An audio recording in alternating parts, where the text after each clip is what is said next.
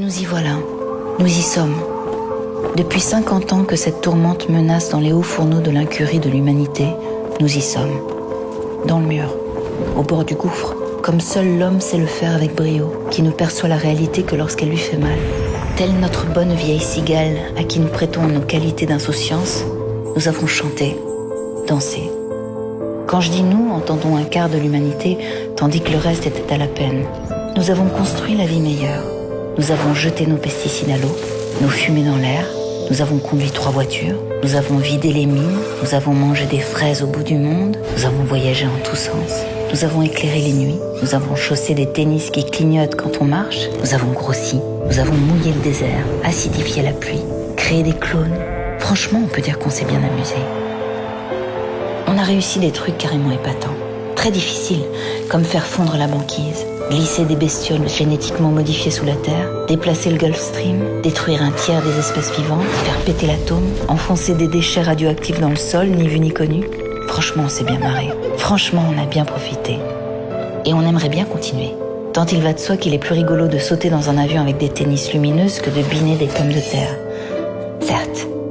Mais nous y sommes, à la 3e révolution, qui a ceci de très différent des 2 premières, la révolution néolithique et la révolution industrielle pour mémoire, qu'on ne l'a pas choisie. On est obligé de la faire, la 3e révolution, demanderont quelques esprits réticents et chagrins. Oui, on n'a pas le choix. Elle a déjà commencé, elle ne nous a pas demandé notre avis. C'est la mère nature qui l'a décidé, après nous avoir aimablement laissé jouer avec elle depuis des décennies. La mère nature, épuisée, souillée, exsangue, nous ferme les robinets.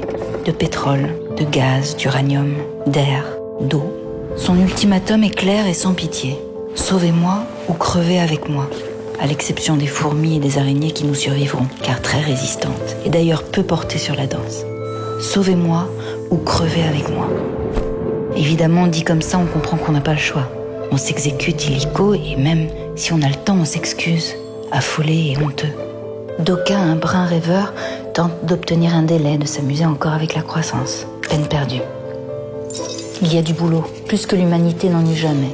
Nettoyer le ciel, laver l'eau, décrasser la terre, abandonner sa voiture, figer le nucléaire, ramasser les ours blancs, éteindre en partant, veiller à la paix, contenir l'avidité, trouver des fraises à côté de chez soi, ne pas sortir la nuit pour les cueillir toutes, en laisser aux voisins, relancer la marine à voile, laisser le charbon là où il est. Attention, ne nous laissons pas tenter. Laissons ce charbon tranquille.